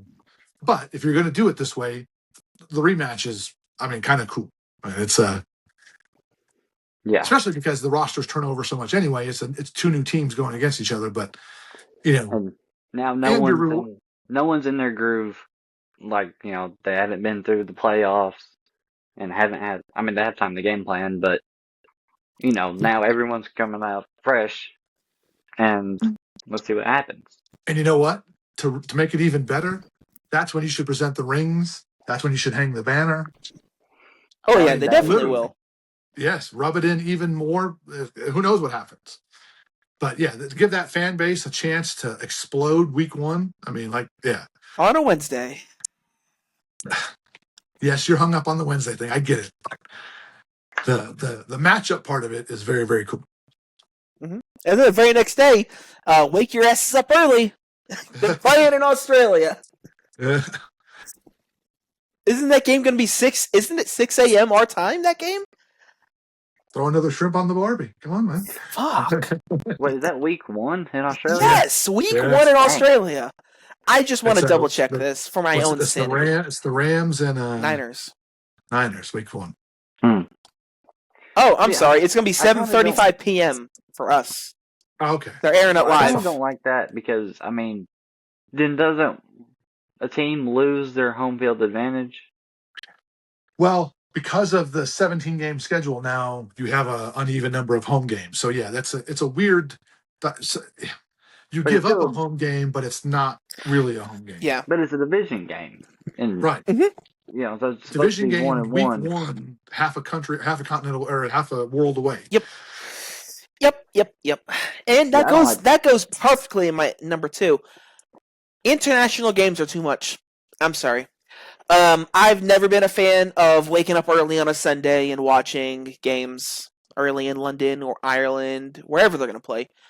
Germany. Nick, I see you shaking your head. You're wrong here. You are absolutely wrong. I don't care for it when the MLB last year did their opening series in Japan or Korea the 2 years beforehand. I didn't care for it. It makes no sense. The NBA, they know their place. They do in the occasional game in Mexico City, and that's it. And when the NBA wants to do international stuff, they will get their all-stars together, and they will do a tour around Europe and Asia and Japan and Australia in the preseason. Just playing devil's advocate. NBA, Major League Baseball, NFL. Which of those 3 has the worst viewership? Look, you know exactly where I'm coming from on this. It's abysmal. There's a way to do international games and make it make sense. Yes. There's 2 scenarios. Either do it as part of that's where your preseason games are played. Everybody's preseason is overseas. There's 2 preseason. You want to go to 2 preseason games? That's fine. Let's do it for like Canada, Mexico, wherever, overseas, wherever you want to do it.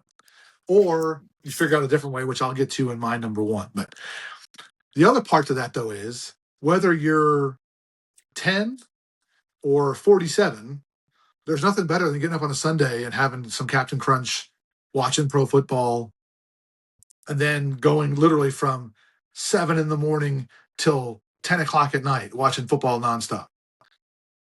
So, but I think there's a better way to do it than how they currently do, which is like, just fuck it, whatever. We'll just throw a dart against the thing and kind of see where it goes and who's going to play who. Like, division games should not be overseas. They just shouldn't. No. You know what? How about this? No games should be played overseas. That's how I feel about it. Well, that's not going to happen. No, Roger Goodell likes money too much. But, Nick, what's your number 2? Number 2 for me piggybacks off my last one. The no primetime games for 5 teams, but you have the Rams that have 7 primetime games. Didn't they? I think the Rams And the Eagles were tied for the most primetime games last year too. Yes. And I get it. The Rams are very good. I'm fine with that. But not even Seattle, the defending Super Bowl champions and favorite to go back to the Super Bowl, have that many primetime games. Yeah, I'm not. You have, I mean, come on. You have the Rams that have 7, then you have 5 teams that have 0. It's kind of ridiculous. I agree. Griffin, what is your number one?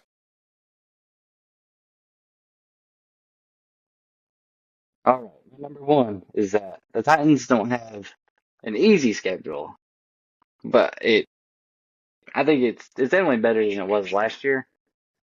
And it could be, we could have a good year because of it. Okay, so you're saying like 7 wins? 6 wins? It just depends on the division Okay. and stuff. All right. You know, that's a big part of it because Jacksonville, they had an amazing year last year. And Jacksonville's not playing in Jacksonville this year. They're Orlando Jaguars this year. Yeah. So that's a different part of Florida. That's not close.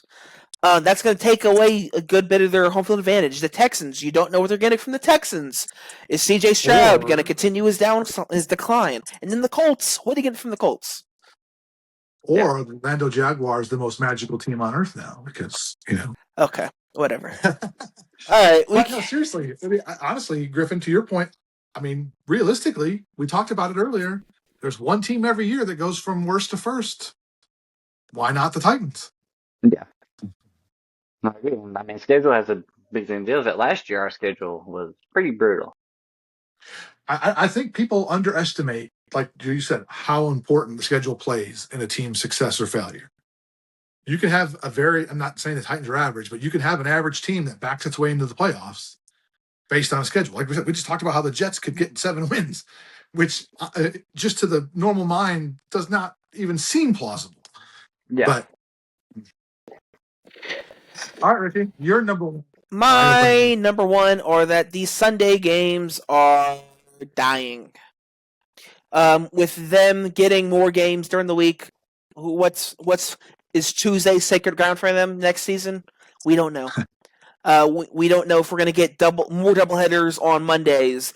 They're going to love to challenge college football on Saturdays, as they are now. It's not going to be a good time to be anybody that's going to be purchasing Sunday ticket just to watch your team play. It's hurting. It's going to kill the actual thinking of, Sunday is a football day. And I agree, and I hate that because I love being able to set aside. One of the things that makes the NFL so amazing is that you could set aside certain days, Sunday specifically, and be like, this is what we're doing. We're going to get up and go to church in the morning, and then we're watching football. Unless there's an international game, then we're watching football all day long. Yeah. But, to an extent, Monday Night Football was Monday Night Football, and now Thursday night. But I think, the SEC has steadfastly said they will never play outside of Saturday night because of high school football and things like that. Yeah. The NFL's like, we don't give a damn about anyone else. Yeah. So if Friday night is more productive, we're going to start playing games more on Friday night because wherever we can get a foothold, we're going to take it. Exactly. All right, Nick. Number one for me is kind of goes with you earlier with the international games, and I'll just say there is a way to make international games work. Okay, we could talk about the preseason option, making them that's how you do the preseason. To me, though, if you want to do it where the games are real games and they have a real consequence, then you do it this way. You go to an 18-game schedule. Every team gets 2 byes. Week 2 and week 4 are international weeks. So week 2, the NFC goes international. Week 3, the NFC has a bye. Week 4, the AFC goes international. Week 5, the AFC has a bye. So there's one of your byes for each team. You got your 2 international games out of the way. Everybody had to travel the same amount of time. Now the distances might be a little different, but whatever, you have the same recovery period. And then you go back to your regular bye towards the back half of the schedule. But to me, that way you get games that are meaningful and not just practice games like preseason would be. Would that mean if you're getting 16 different international games? would that mean what other countries would you dip into? Well, what you'd probably end up doing is you're going to have multiple in certain countries. Like London's, is going to get more than one. Yeah. You're probably going to do France more than one. You're going to do Mexico City more than one. Canada's going to get some because Canada doesn't have any now. No, they used to get a yearly game with the Jets and Bills. Right. So Canada will get one. You're going to, Ireland will continue to get one. Maybe you expand to somewhere like Tokyo. Mexico City. So Mexico City is going to get one. The Azteca, whatever. You give 2 to Canada. One in Toronto and one in Vancouver, east and west of Canada. So that's 3. Ireland, London, the UK gets 3 games every year. It's all 3 different spots, so that's 8.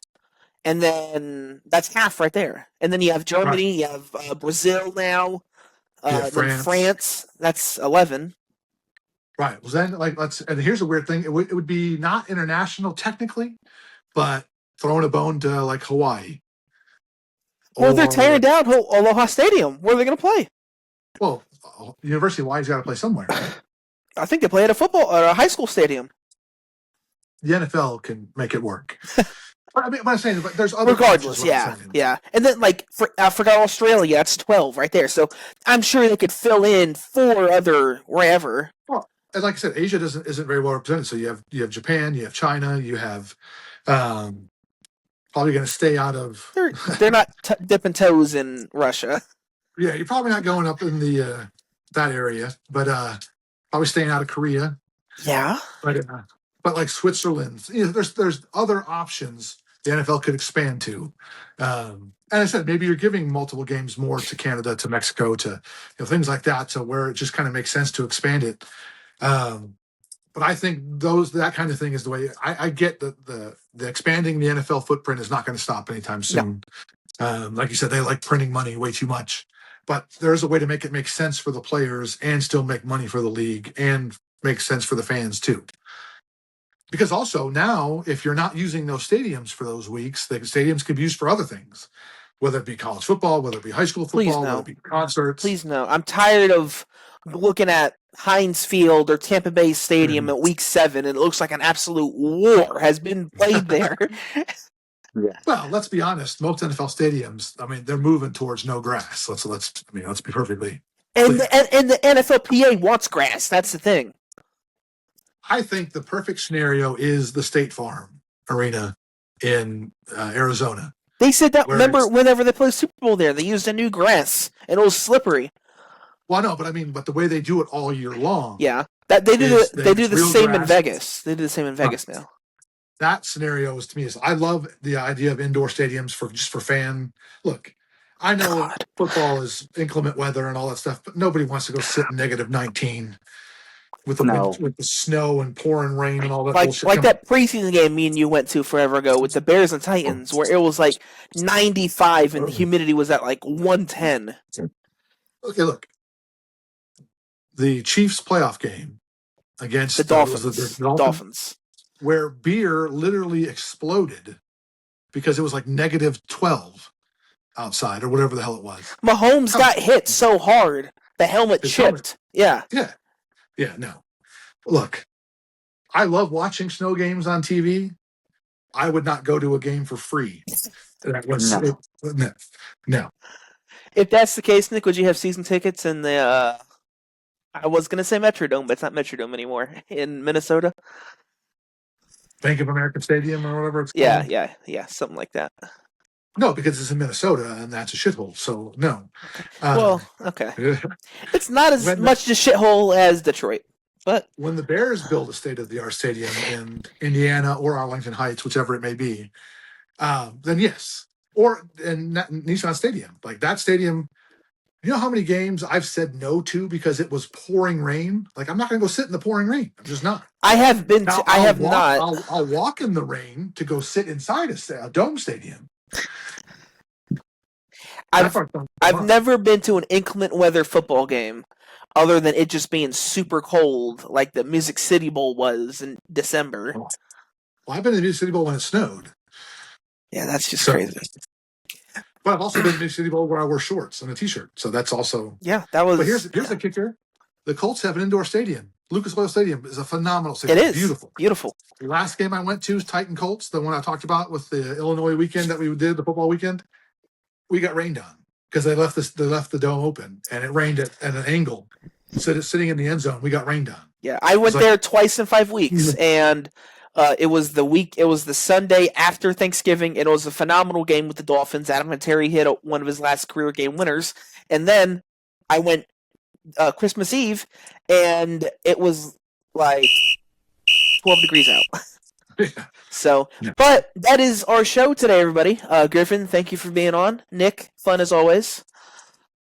Yeah, definitely. So, the whistle that you heard means it's the end of the show, but also means you got to do the sign off. So Yeah. we got to throw it out on the way out the door for the night. So, Griffin, you get to go first. As always, tighten up. All right, Ricky. Let's go Mets. Let's go Mets. They've won You their can finally last. They've won the last 11 out of 17. I'm alive now. You can finally say it with a little bass in your voice. Yeah, let's go Mets, baby. I was going to quote the poet Pete Crow Armstrong for my send off, but I'm all ears. I'll give you the Hogan ear thing. But I decided that since it's NFL themed for this week, Oh, okay. we're getting back to what should be right, and that is King of the North. So, and or SFDB. All right, guys, have a great week. Thank you again, Griffin, for being on. Lots of Appreciate you having fun. me. And Ricky, as always, between now and this time next week, what should everybody do? Watch some sports. The NBA and the NHL are getting closer and closer to their finals. MLB, MLB's always fun to watch. The Cardinals are fun to watch right now with the tarps off. Like, they literally, last weekend, were giving away free tickets on Saturday and Sunday's game and doing the tarp off section. Tonight, they hit a walk-off home run, and they panned over. There was a full section. Like, I'm not telling you, like, just a row of seats. It was like 5 sections. They were just tarp off, waving it. Not bad for the most boring city in Major League Baseball. Put it in the books. So long, everybody.